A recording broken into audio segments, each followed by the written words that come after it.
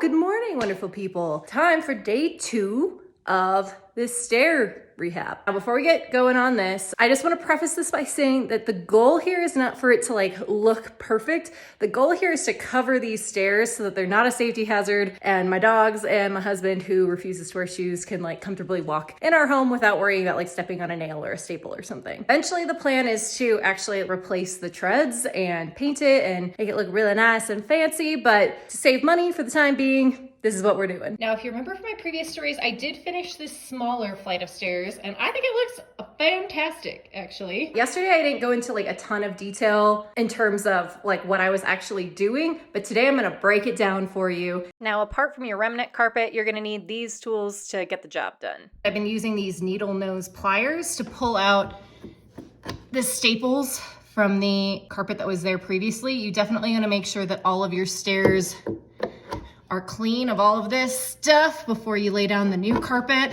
Now that we removed all of the staples and nails from the stairs, I'm gonna go through with a vacuum and clean up any dirt so that the tape will stick better. All right, so this is how I do the tape. For starters, I'm gonna do one strip along the bottom here. Maybe I'll inset it a little bit.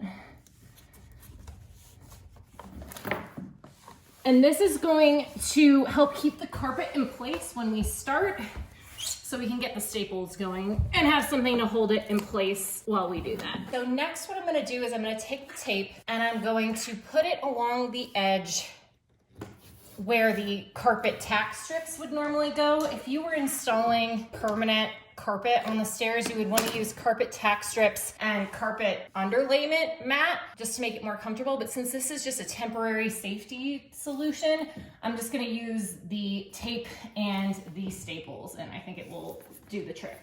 So now I'm just going to go through and do this for the rest of the stairs, minus the starting strip. Don't need to do those for the rest of the stairs, just the U strip.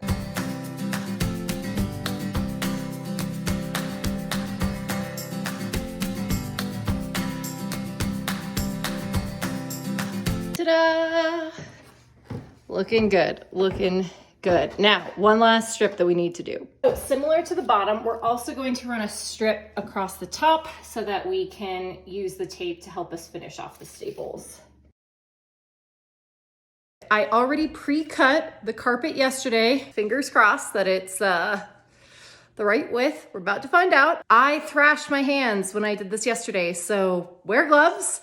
And I also got some carpet dust in my eyes, so don't forget your goggles, friends. Safety first. Hell yeah, it fits perfectly. So if you've never loaded a staple gun, no worries, it's super easy. So there's this little latch in the bottom that you're gonna wanna push in, and this piece will come out. Then you're gonna wanna take the staples and fit them on top of the groove. And you take this little piece and slide it back on top and lock it in place. And you are ready to go. Again, remember to wear your safety glasses.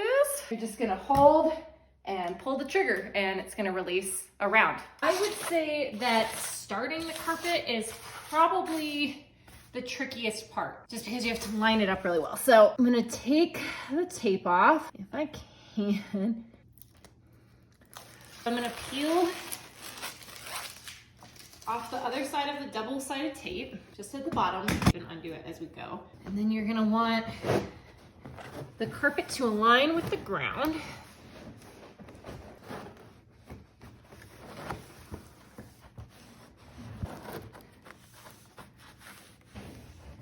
As you can see, the tape is kind of holding on to the bottom for me.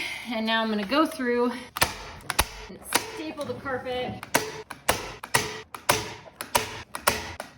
Make sure you focus on the corners because that's where it's gonna potentially come up. Now, let's get this started. Smooth out the carpet and kind of pull it tight. This can be a little tricky, but you're gonna wanna take your creaser, in this case, the back end of my little multi-tool, and just crease the carpet right at the underside of this tread. If you're having a hard time, you can even take a hammer and kind of use that to help you crease the carpet. I've noticed that just kind of doing it little by little seems to be the way to go. Once again, you take the staple gun lock it in there. I'm doing staples probably about every 3 to 6 inches. I do more at the bottom just to like get it started. Get the staples still sticking out. You can take either a hammer back into your tool, get those staples underneath the carpet so you don't, step on them. This part is the most labor intensive, that's for sure. And get in the corners. Once again, I'm gonna go through with my hammer, make sure those staples are really in there. All right, step 1, check. Next, gently pull the carpet back. Don't want to undo all the work you just did. We're gonna do the same thing where we're gonna take the other side of the double-sided tape off, get them in. Then, we're gonna do the same thing where you want to make sure you're really pressing on the carpet and smoothing it out so there's no gapping, and that tape's gonna help keep it down.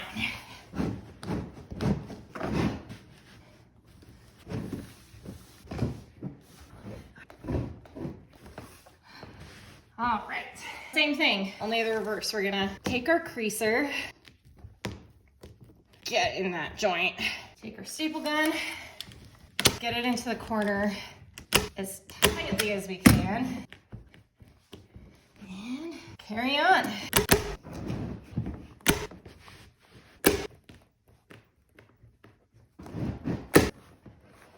I mean, really all this is just time. It's not like it takes a lot of skill. I mean, it is a little labor intensive, but it just takes time and patience. I'm sure that just like regular carpet would be a lot easier. What I've been doing is kind of going along the edge to make sure that these stay down.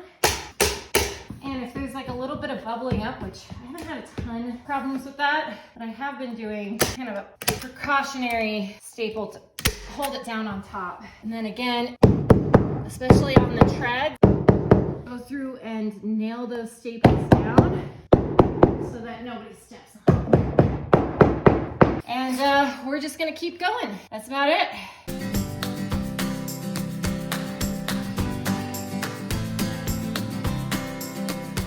The last thing that I like to do before, vacuuming the carpet is taking my little creaser and just going into the edges between the wall and the carpet, kind of pushing in the extra.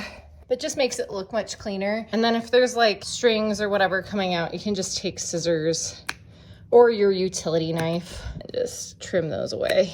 One last round of vacuuming with the shop vac. And that's about it. I love the way that it turned out, and I especially love that it's gonna help keep us safe while we wait on the next round of renovations. As always, thanks so much for watching. Please like and subscribe for more home DIY.